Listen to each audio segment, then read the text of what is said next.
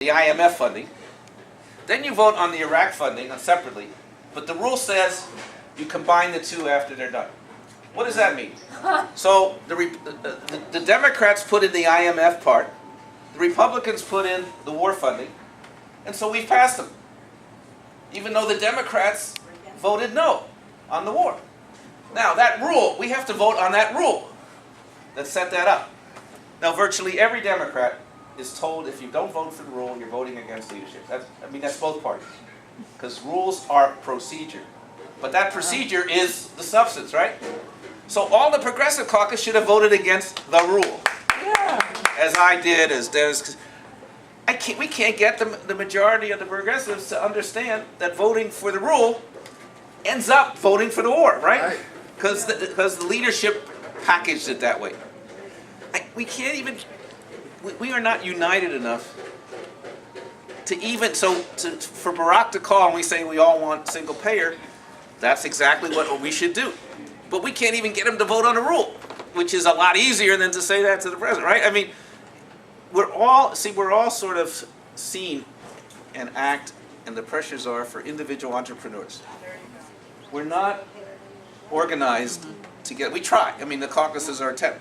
But you know what, if we get out Thursday at 5 o'clock, say, I mean, you should see that place. If you were on the Capitol steps, you'd be trampled. Everybody's heading, each one of us has our own driver to go to the same airport, by the way.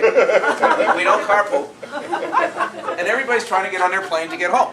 And my last plane to the West Coast leaves at 5 o'clock. So if I don't get there by 4:20 or something, I'm out. So nobody's around to say, here's what happened, here's what we should discuss, here's what... We're not organized. And I've tried, I'm a community organizer by trade. And I've tried from the first day I was there till today. Organize them in different principles. Statewide, I don't know. Committee-wide.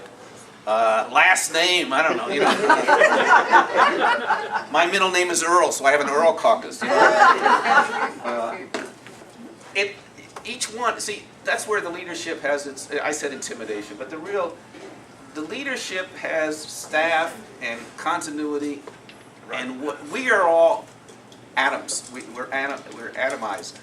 Everybody's going back to their district because that's what we have to do anyway, right? If I don't ever come back here, you don't see me, I'm not real. So we have to do that. But we should be organizing for single parent. And we're all home talking about single parent, but no, we're not organized. And our staffs are not big enough to do that. Only the leadership staffs are big enough to do it. I mean, I'm giving you not an excuse but an explanation, but it's the same as I told Barbara that you can't use the media. We have to figure out a way around it, but we haven't done it. And it's frustrating as hell. And because not everybody even recognizes what I just said. Are groups like PDA helping you, DFA helping you to do this? No.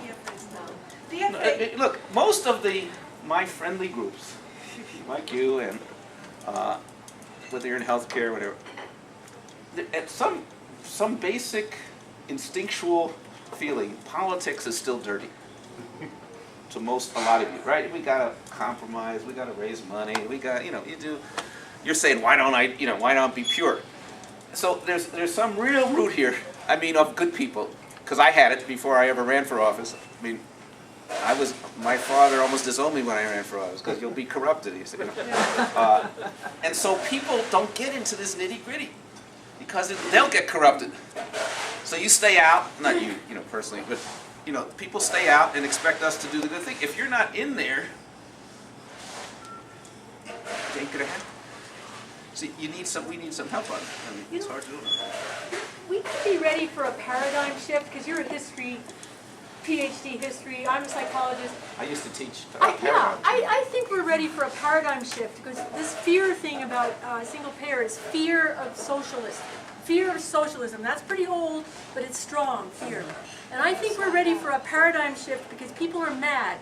Conservatives are angry too. People are scared, people are angry, and I think they're ready for a paradigm shift where they see the waste and they see the profit at the top in healthcare. Because when United Behavioral Health came down here and got the contract for the public sector, they had one of their bigwigs come down to talk to us, and he made 7 figures. And I said, why should somebody, in the middle management of United Behavioral Health make 7 figures on public sector healthcare for the poor. Why should that person make 7 figures?